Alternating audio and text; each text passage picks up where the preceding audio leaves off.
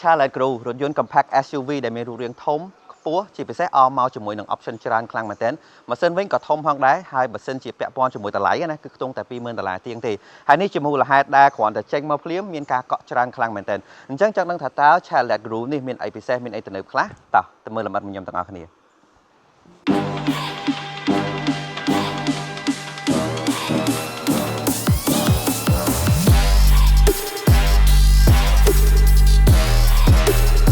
អូខេបងប្អូនអញ្ចឹងនៅខាងស្ដាំដៃរបស់ខ្ញុំនេះគឺជារថយន្ត Charlotte Group ជា brand របស់អាមេរិកណាហើយសំខាន់អីដែលចាប់អារម្មណ៍នេះគឺពាក់ព័ន្ធជាមួយនឹងរូបរាងរបស់គេគឺស្ពណ៌ខ្លាំងមែនទែនអញ្ចឹងថ្ងៃនេះយើងទៅមើលទាំងអស់គ្នាថាក្រៅពីរូបរាង design ដែលស្អាតបែបនេះហើយមាន option អីគេខ្លះបានមានអ្នកកក់ច្រើនម្លេះអញ្ចឹងកុំឲ្យខាតពេលយូរខ្ញុំចាប់ផ្ដើមពីម្លប់នៅផ្នែកខាងមុខមុនអីដែលខ្ញុំចាប់អារម្មណ៍ដំបូងនេះគឺប្រកាសជាចង្កៀង LED មកផ្ទាំងធំនៅផ្នែកខាងមុខនេះហើយសម្រាប់ខ្ញុំគិតថាការ design ចង្កៀងនេះស្អាតក៏ប៉ុន្តែបើក្រៅពីស្អាតហើយក៏អមមកជាមួយនឹងមុខងារទំនើបផងដែរដូចជាទី1ហ្នឹងគឺពាក់ព័ន្ធជាមួយនឹងមុខងារភ្លឺអូតូនៅទីងឹតហើយទី2វាក៏មានមកជាមួយនឹងមុខងារតម្លាក់ pha code ដែលអូតូផងដែរហើយបើសិនជាយើងមើលមកផ្នែក front grille ណាប៉ាណាខាងមុខនេះវិញគឺបែបរៀងធំចន្លោះហើយមានជាមួយនឹងពណ៌ខ្មៅអាឡូហើយអមជាមួយនឹង front lid ដែលគេធ្វើមកជាម៉ូដដូចកបោនទៀតអញ្ចឹងហើយធ្វើឲ្យការ design របស់ Charlotte Group នេះមើលទៅគឺ sporty មែនទែនហើយខ្ញុំហ៊ាននិយាយថាបើសិនជាបងប្អូនមើលនៅក្នុងវីដេអូអាចថាមើលទៅអ្នកខ្លះគាត់មានថា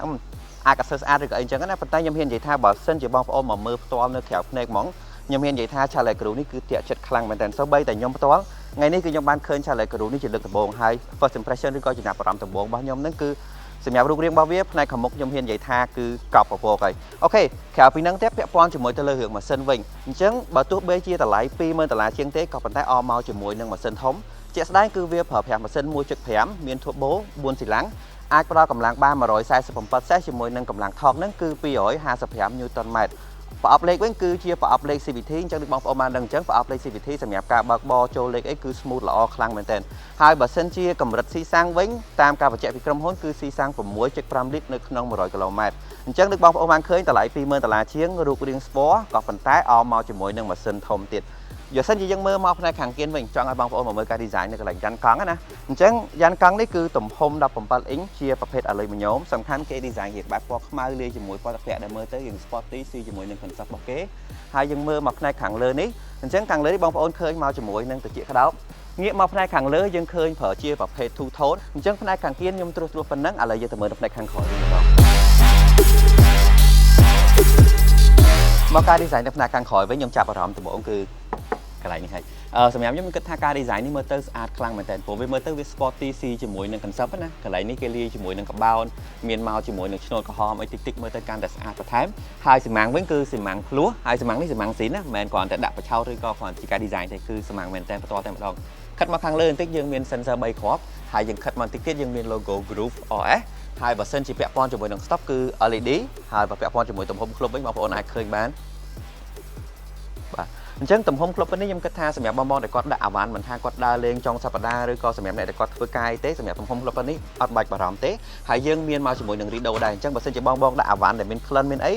មានមកនៅជាមួយនឹង Rido ដើម្បីទប់កុំឲ្យមានក្លិនចូលទៅខាងក្នុងឡានបានអូខេអញ្ចឹងការ design នៅផ្នែកខាងក្រៅយើងមានប៉ុណ្ណឹងឥឡូវដល់ពេលដែលយើងចូលទៅមើលខាងក្នុងវិញម្ដងចូលមកដល់ផ្នែកខាងក្នុងវិញដូចបងប្អូនបានឃើញអញ្ចឹងឡានតម្លៃខ្ទង់$20000ជាងក៏ប៉ុន្តែមកជាមួយនឹងពូកស្បែកហើយសំខាន់ពូកស្បែកនេះគេ design មកជាប្រភេទ sport ដែរដូចបងប្អូនបានឃើញអញ្ចឹងតាំងរាងក៏ sport លាយជាមួយនឹង highlight ក្រហមអីគឺលយខ្លាំងមែនទែនជាពិសេសកៅអីដែលខ្ញុំកំពុងតែអង្គុយនេះផ្ទាល់ណាជាប្រភេទកៅអី motor ដែលយើងអាចសេរីទៅសេរីមកដូចបងប្អូនបានឃើញអញ្ចឹងមកស្រួលខ្លួនអត់បារម្ភទេងាកមកផ្នែកខាងមុខពាក់ព័ន្ធជាមួយចង្កូតអញ្ចឹងចង្កូតនេះជាប្រភេទចង្កូតអក្សរ D ហើយជាប្រភេទចង្កូតភ្លើងអញ្ចឹងសម្រាប់ការបត់បែនចេញចូលរយៈការប្រើប្រាស់អីគឺទុនស្រួលល្អអត់បារម្ភទេសំខាន់នៅលើចង្កូតនេះគឺមានមកជាមួយនឹងប៊ូតុងច្រើនខ្លាំងមែនទែនអញ្ចឹងប៊ូតុងខាងស្ដាំនេះគឺពាក់ព័ន្ធជាមួយនឹង infotainment system យើងអាចបញ្ជាចម្រៀងតឡើងសលេងបន្ថយសលេងអីគឺប្រើប្រាស់នៅនឹងបានងាកមកខាងឆ្វេងគឺពាក់ព័ន្ធជាមួយនឹង safety feature អញ្ចឹង safety feature នេះទីទៀតខ្ញុំនឹងអត់ថាតើមានអីគេខ្លះអញ្ចឹងណាខិតមកខាងមុខគឺជាប្រភេទ counter digital ទំហំ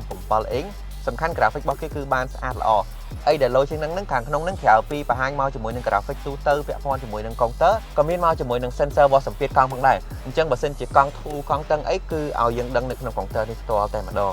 ងាកមកផ្នែកខាងស្ដាំវិញគឺពាក់ព័ន្ធជាមួយនឹងអេក្រង់មួយផ្ទាំងដែលមានទំហំ 10.25 អ៊ីងអេក្រង់នេះជាប្រភេទអេក្រង់ digital ណាដែលយើងអាចបញ្ជាចុចទៅចុចមកបានសំខាន់យើងអាចភ្ជាប់ជាមួយនឹង Apple CarPlay និង Android Auto បានដូចគ្នាហើយមួយទៀតនឹងពាក់ព័ន្ធជាមួយទៅលើ Safety Feature តើមានអីគេខ្លះអញ្ចឹង Safety Feature មានច្រើនមែនទែននៅខាងក្នុងឡាននេះណាទី1ពាក់ព័ន្ធជាមួយនឹងពងសុវត្ថិភាពគឺមានរហូតដល់ 6 គ្រាប់ហើយទី2ពាក់ព័ន្ធជាមួយនឹង Safety Feature System ហ្មងខាងក្នុងនោះមានច្រើនដូចបងប្អូនបានឃើញចឹងនៅក្នុងអេក្រង់ណាអញ្ចឹងមានតាំងពី Lane Departure Prevention Lane Departure Warning ដែលជាមុខងារឲ្យឡានយើងបើកនៅក្នុងកន្លង Front Collision Safety System ដែលជាមុខងារឲ្យយើងដឹងបើសិនជាមានបញ្ហាឬក៏មានឧបសគ្គនៅផ្នែកខាងមុខហើយមាន Adaptive Forward Light ដែលជាមុខងារតម្លាក់ Far Code Auto ហ្នឹងហើយក្រៅពីហ្នឹងក៏មានមកជាមួយនឹង Emergency Lane Keeping Assistant ក៏ដូចជា Emergency Brake ផងដែរអញ្ចឹងបានន័យថាជាមុខងារចាប់ប្រាំង Auto បើសិនជាមានឧបសគ្គនៅផ្នែកខាងមុខបន្ថែមពីនេះក៏មានមកជាមួយនឹង Adaptive Cruise Control មកជាមួយនឹង Traffic Jam Assist ផងដែរអញ្ចឹង Adaptive Cruise Control ដូចបងប្អូនបានដឹងអញ្ចឹងជាមុខងារបើកតាមលបឿនឡានខាងមុខបើសិនជាឡានខាងមុខថែមលបឿនក៏ថែមតាមបើសិនជាថយ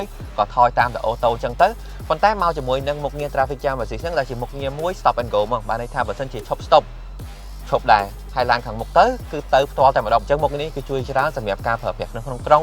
ឬក៏បើសិនជាជាប់ Stop អីច្រើនអញ្ចឹងទៅអូខេចុះមកខាងក្រោមតិចទៀតកន្លែងនេះគឺជាម្លប់សិនជាដែលយើងអាចសេរីបានមកពេញចិត្តអត់បារម្ភទេហើយចុះមកខាងក្រោមតិចទៀតយើងឃើញមានពាក់ព័ន្ធជាមួយនឹងរុនសាកអញ្ចឹងរុនសាកនេះគឺរុនសាក USB-C និង USB-A មកស្រាប់ផ្ទាល់តែម្ដងចង្កឹះលេខវិញគឺជាចង្កឹះលេខ CVT ដែលខ្ញុំបានបញ្ជាក់មិញអញ្ចឹងហើយនៅក្នុងនេះក៏យើងអាចកាច់ទៅ Sport Mode បានផងដែរកន្លែងនេះយើងឃើញមានប្រាំងដៃ Electronic Auto Hold កន្លែងដាក់កែវទឹកងាកមកផ្នែកខាងលើគឺមានដំបូលបើកនៅផ្នែកខាងលើផងដែរធូរខ្លាំងមែនទែនអូខេអញ្ចឹងត្រួសពាក់ព័ន្ធនៅផ្នែកខាងមុខប៉ុណ្ណឹងឥឡូវយើងទៅមើលនៅផ្នែកខាងក្រោយវិញម្ដងតោះអូខេបងប្អូនអញ្ចឹងនេះគឺជាផ្នែកខាងក្នុងរបស់ Challenge Group ពាក់ព័ន្ធជាមួយនឹងភាពធំទូលាយ space អីផ្សេងខ្ញុំជឿថាបងប្អូនអាចឃើញបានណាអញ្ចឹងអាចបានអង្គុយមកស្រួលខ្លួនអត់បារម្ភទេកន្លែងដាក់ជើងក៏មានបន្ថែមផងដែរហើយសម្រាប់ខ្ញុំគិតថាខាងក្នុងនេះអង្គុយ3នាក់គឺអត់បារម្ភទេអញ្ចឹងមិនថាឡាននេះមិនសម្រាប់តែបងដែលគាត់មានខ្លួនមួយទេសម្រាប់អ្នកដែលគាត់មានគ្រួសារក៏ខ្ញុំគិតថាឡាននេះអាចត្រូវគាត់បានផងដែរហើយបើសិនជាកន្លែងថាវ៉ាន់មានច្រើនមែនទែនអានេះក៏យើងអាចដាក់បាននៅនេះសងខាងអីយើងសិតតែអាចដាក់បានហើយអូក៏អីដែលខ្ញុំកំពុងតែអង្គុយនេះក៏យើងអាចសេរីបានផងដែរអញ្ចឹងយើងចង់ផ្អែកយើងចង់បញ្ឈរប៉ុណ្ណាគឺយើងអាចសេរីបានមកស្រួលខ្លួនអត់បារម្ភទេសំខាន់មានមកជាមួយនឹងរុនសាក USB-C នៅផ្នែកខាងក្រោយអញ្ចឹងសម្រាប់បងដែលគាត់ត្រូវការសាកថ្មអីផ្សេងក៏អត់បារម្ភដូចគ្នាផងដែរ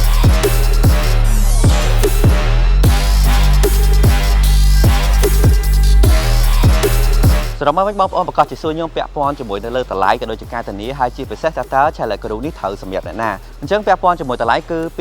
$28,500ជាមួយនឹងការធានា3ឆ្នាំឬក៏$10,000គីឡូហើយសម្រាប់ពណ៌វិញមានជម្រើសច្រើនខ្លាំងមែនទែនមានរហូតដល់6ពណ៌យើងមានពណ៌សពណ៌ខ្មៅពណ៌ប្រផេះពណ៌លឿងដែលខ្ញុំកំពុងតែថតនេះហើយនឹងមានពណ៌ក្រហមហើយនឹងពណ៌ខៀវផងដែរមួយទៀតពាក់ព័ន្ធជាមួយទៅលើថាតើ Challenge Group នេះមានសម្រាប់អ្នកណាឬក៏ធ្វើឡើងសម្រាប់អ្នកណាខ្ញុំគិតថាទី1សម្រាប់បងប្អូនដែលគាត់ចូលរៀនសកលគាត់នៅរៀនឬក៏សម្រាប់បងដែលគាត់ធ្វើការគាត់ត្រូវការឡានមួយដែលគាត់ប្រើប្រាស់នៅក្នុងក្រុងប្រចាំថ្ងៃអមមកជាមួយនឹង option ទំនើបហើយអត់សូវស៊ីសាំងទេហើយមួយទៀតនេះខ្ញុំគិតថាឡាននេះក៏ធ្វើឡើងសម្រាប់បងដែលគាត់តែមានគ្រួសារតែចាប់ដើមគ្រួសារអីចឹងទៅព្រោះដូចបងប្អូនបានឃើញអញ្ចឹងម៉ាស៊ីនគេក៏ធំហើយពាក់ព័ន្ធជាមួយការ design របស់គេក៏មើលទៅរៀង sporty option ក៏ទំនើបផងដែរអញ្ចឹងបើសិនជាបងប្អូនចង់ដឹងព័ត៌មានបន្ថែមអីលម្អិតពាក់ព័ន្ធជាមួយនឹងឡាននេះហ្មងអាចតាក់ទងទៅ Challenge Cambodia បានដែលខ្ញុំទុក page Facebook របស់គាត់នៅលើ caption ខាងលើឬក៏តាក់ទងទៅតាមលេខទូរស័ព្ទដៃដែលខ្ញុំទុកនៅលើ caption ខាងលើដូចគ្នាអរគុណសម្រាប់ការទស្សនាពីYouTube ហើយយើងនឹងជួបគ្នានៅវីដេអូក្រោយ